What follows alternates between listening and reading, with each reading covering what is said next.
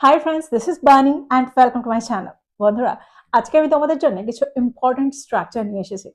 দেখো, স্ট্রাকচারের ব্যবহার আমরা সেন্টেন্সে কেন করি? স্ট্রাকচারের ব্যবহার করে আমরা কিছু বাংলা বাক্যকে খুব সহজেই ইংলিশে ট্রান্সলেট করতে পারি। আর এগুলোকে ব্যবহার করে আমরা আমাদের সেন্টেন্সগুলোকে আরেকটু অ্যাডভান্সড করে তুলতে পারি। আর তাছাড়াও যখন কেউ সেন্টেন্সে এই স্ট্রাকচারগুলো ব্যবহার করবে, আমরা খুব সহজেই বুঝতে পারবো সেন্টেন্সগুলোর কি অর্থ, ঠিক কি অর্থে সেন্টেন্সে এই স্ট্রাকচারগুলোকে ব্যবহার করা হচ্ছে। আজকের প্রত্যেকটা স্ট্রাকচার খুব ইম্পর্টেন্ট। প্রত্যেকটা স্ট্রাকচারকে আমরা প্রায় সেন্টেন্সে ব্যবহার হতে দেখি। আর তাছাড়াও যখন সেন্টেন্সে কেউ স্ট্রাকচারগুলো ব্যবহার করবে, তোমরা খুব সহজেই বুঝতে পারবে সেন্টেন্সগুলো ঠিক কি অর্থ, ঠিক কোন অর্থে এই স্ট্রাকচারগুলোকে সেন্টেন্সে ব্যবহার করা হচ্ছে। তো আজকের প্রত্যেকটা স্ট্রাকচারকে খুব মন দিয়ে বোঝার চেষ্টা করো। আজকের প্রত্যেকটা স্ট্রাকচার প্রচন্ড ইউজফুল। আমি প্রত্যেকটার সাথে এক্সাম্পল দিয়ে তোমাদেরকে বুঝিয়ে দেওয়ার চেষ্টা করবো সেন্টেন্স এগুলোর সঠিক ব্যবহার। তো আজকের ভিডিওটা কিন্তু খুব ইম্পর্টেন্ট, খুবই ফ্রুটফুল হতে চলেছে। তোমরা কোথাও যাবে না, আমার সাথে ভিডিওটা একদম শেষ পর্যন্ত থাকবে। যা চ্যানেলে নতুন, অর্থাৎ প্রথম আমার ভিডিও দেখছো, তারা প্লিজ চ্যানেলটাকে সাবস্ক্রাইব করে নিও। তাহলে যখনই আমি ভিডিও আপলোড করবো তোমরা নোটিফিকেশন পেয়ে যাবে। তো আর দেরি না করে চলো শুরু করা যাক আজকের ভিডিও। বাংলায় আমরা প্রায় বলে থাকি, এটা ঝামেলা করার মতো বিষয় নয়, এটা চিন্তা করার মতো বিষয় নয়, এটা একটা বড় সমস্যা তৈরি করার মতো বিষয় নয়। তো এই সেন্টেন্সগুলোকে আমরা ঠিক কিভাবে তৈরি করতে পারি, ইংলিশে আমরা এই সেন্টেন্সগুলোকে ঠিক কিভাবে ট্রান্সলেট করব? দেখো, এখানে আমরা একটা দারুণ স্ট্রাকচার ব্যবহার করতে পারি। দেখো, এখানে আমরা ব্যবহার করতে পারি it's not something plus to plus ভার্বের ফার্স্ট ফর্ম। এক্সাম্পল দেখো, তোমরা আরো ভালো করে বুঝতে পারবে। একটা এক্সাম্পল দেখো, যদি আমি বলি এটা মানুষকে উদাস করে দেওয়ার মতো বিষয় নয়, it's not something to make people upset about. It's not something to make people upset about. একটা এক্সাম্পল দেখো, যদি আমি বলি এটা থেকে সমস্যা তৈরি হওয়ার মতো কিছু নেই। দেখো, এরকম অর্থেও আমরা সেন্টেন্সে এই স্ট্রাকচারটারই ব্যবহার করে থাকি। সেন্টেন্সটা কি হবে? It's not something to make a problem out of. It's not something to make a problem out of. এবার আমরা দেখবো একটু অন্য ধরনের সেন্টেন্স। আমরা প্রায় বলে থাকি এটা চিন্তা করার বিষয়। এখানে কি আমরা সেন্টেন্সে এই স্ট্রাকচারটা ব্যবহার করতে পারি? হ্যাঁ, এখানেও আমরা এই স্ট্রাকচারটা ব্যবহার সেন্টেন্সে করতে পারি, কিন্তু সেন্টেন্সটা কেমন হবে? It's something to worry about. It's something to worry about, অর্থাৎ এটা এমন কিছু যেটা নিয়ে চিন্তা করা যায়, অর্থাৎ এটা চিন্তা করার বিষয়। আর একটা এক্সাম্পল দেখো, যদি আমি বলি এটা গুরুত্ব সহকারে নেওয়ার বিষয়, অর্থাৎ এটাকে গুরুত্ব সহকারে নেওয়ার বিষয়। It's something to take seriously. It's something to take seriously. কয়েকজন লোক নিয়ে যখন একটা কনভারসেশন চলে, তখন অনেকে অনেক রকম কথা বলে। আর কেউ যখন বিষয়টার বাইরে কোনো কথা বলে, আমরা প্রায় বলি ওটা বিষয়ের বাইরে, অর্থাৎ ওটা নিয়ে কথা বলো না, ওটা এই বিষয়টার সম্পূর্ণ বাইরের ব্যাপার। তো এই ধরনের অর্থে আমরা সেন্টেন্সে কোন স্ট্রাকচার ব্যবহার করতে পারি? এখানেও আমরা একটা দারুণ স্ট্রাকচার ব্যবহার করে থাকি। এখানে আমরা ব্যবহার করতে পারি that's beside the point. That's beside the point, অর্থাৎ এটা মূল বিষয়ের বাইরে বা এটা মূল বিষয়ের সঙ্গে সম্পর্কিত নয়। দেখো, বিসাইড এই ওয়ার্ডটার অর্থ হলো পাশে, কিন্তু কখনো কখনো সেন্টেন্সে আউটসাইড অর্থাৎ বাইরের অর্থ প্রদান করে বা বিয়ন্ডের অর্থ প্রদান করে। আর এখানে এই স্ট্রাকচারটাকে বাইরের অর্থে আমরা এখানে বিসাইডের ব্যবহার করেছি। এক্সাম্পল দেখো, তোমরা আরো ভালো করে বুঝতে পারবে। যদি আমি বলি ওটা এই আলোচনার বিষয়ের বাইরে, that's beside the point of this discussion. That's beside the point of this discussion. আরেকটা এক্সাম্পল দেখো, যদি আমি বলি ওটা প্রশ্নের মূল প্রসঙ্গের বাইরে, that's beside the point of the question. That's beside the point of the question. আরেকটা এক্সাম্পল দেখো, যদি আমি বলি অতীত নিয়ে কথা বলাটা মূল বিষয়ের বাইরে, that's beside the point of talking about the past. That's beside the point of talking about the past.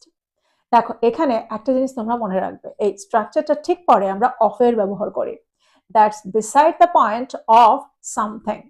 আমরা তারপরে যদি কোনো ভার্বের ব্যবহার করি, তাহলে আমরা ভার্ব প্লাস আইএনজি ইং এর ব্যবহার করব। আমরা বাংলায় প্রায় বলে থাকি পরে জানা গেল যে উত্তরটা সঠিক ছিল, পরে দেখা গেল যে সে সত্যি বলছিল, পরে বোঝা গেল যে সে সত্যিই বলছিল, পরে বোঝা গেল আমি ভুলছিলাম। তো এই ধরনের সেন্টেন্সে আমরা কোন স্ট্রাকচার ব্যবহার করব? পরে জানা গেল, পরে বোঝা গেল, পরে দেখা গেল, তারপরে পরের সেন্টেন্সটুকু। এরকম অর্থে আমরা সেন্টেন্সে ইট টার্নস আউট এর ব্যবহার করে থাকি। খুব সহজেই আমরা সেন্টেন্সে এই স্ট্রাকচারটা ব্যবহার করে এই বাংলা বাক্যগুলোকে ইংলিশে ট্রান্সলেট করতে পারি।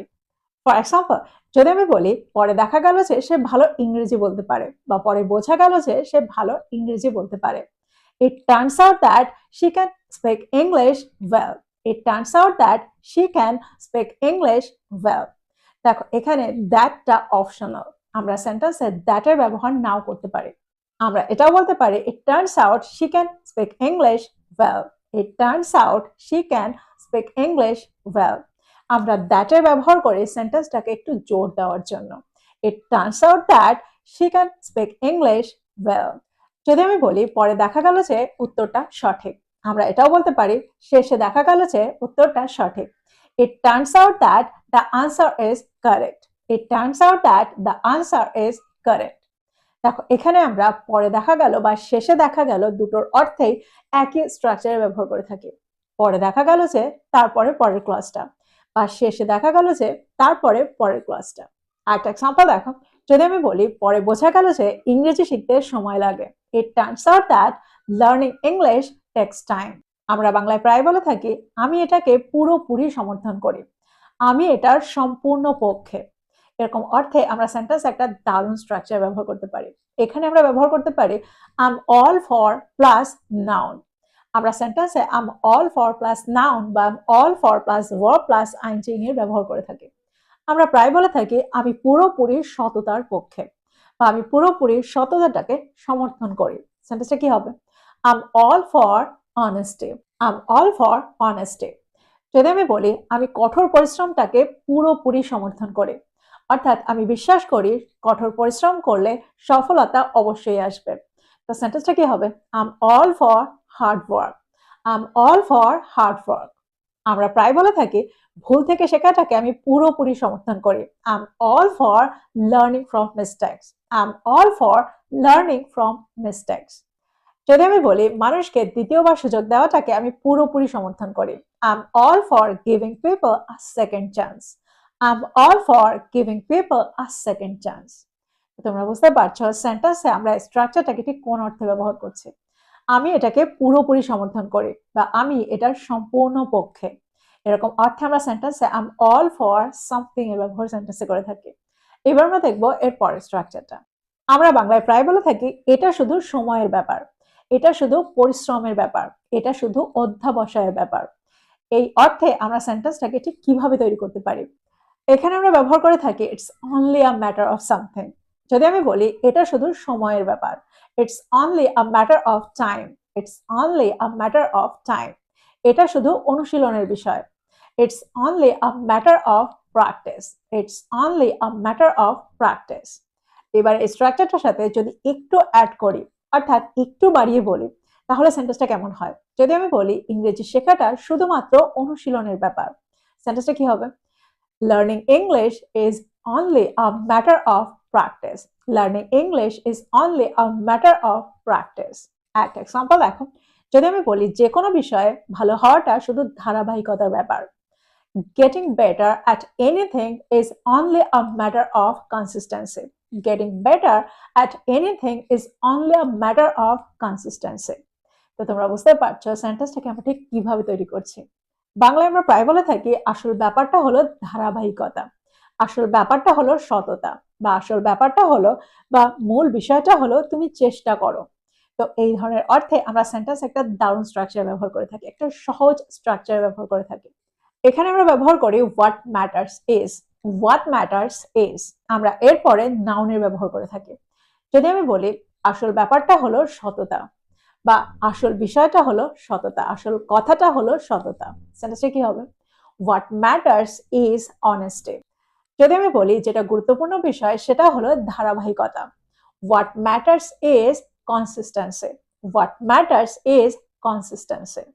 যদি আমি বলি গুরুত্বপূর্ণ বিষয়টা হলো তুমি চেষ্টা করো, what matters is that you try. What matters is that you try. যেটা গুরুত্বপূর্ণ সেটা হলো উন্নতি করা, নিখুঁত হওয়া নয়। What matters is improvement, not perfection. What matters is improvement, not perfection. তো আমার মনে হয় এক্সাম্পলগুলোর মধ্যে দিয়ে তোমরা বুঝতে পারছো সেন্টেন্সে আমরা এই স্ট্রাকচারটাকে ঠিক কিভাবে ব্যবহার করছি। খুব সহজেই এই বাংলা অর্থগুলোকে, বাংলা বাক্যগুলোকে আমরা ইংলিশে ট্রান্সলেট করার জন্য এই স্ট্রাকচারটাকে ব্যবহার করতে পারি। আমরা প্রায় বলে থাকি ফোনটা ধরার মতো অবস্থায় আমি নেই, এই সিদ্ধান্তটা নেওয়ার মতো অবস্থায় আমি নেই, বা এই সিদ্ধান্তটা নেওয়ার মতো পরিস্থিতিতে আমি নেই। এরকম অর্থে আমরা সেন্টেন্সে কোন স্ট্রাকচারটা ব্যবহার করতে পারি?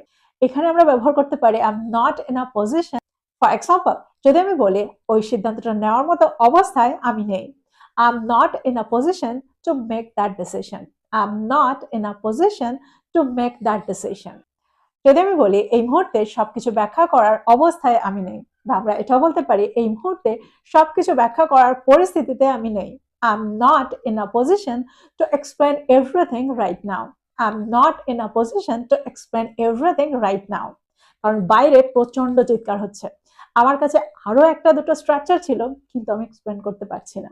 কিন্তু আজকে যে কটা স্ট্রাকচার আমি এক্সপ্লেন করেছি আমার মনে হয় প্রত্যেকটাকে তোমরা বুঝতে পেরেছো। প্রত্যেকটাকে নোট ডাউন করো আর এগুলো দিয়ে প্রচুর সেন্টেন্স তৈরি করো আর নিজেদের কনভারসেশনটাকে আরেকটু স্মুথ করে তোলো। আর ভিডিওটা ভালো লাগলে লাইক করতে ভুলে যেও না, বন্ধুদেরকে শেয়ার করো যারা ইংরেজি শিখছে। So this is all about today. I will be back with another video. Till then, take care. Thank you for watching this video. Bye bye.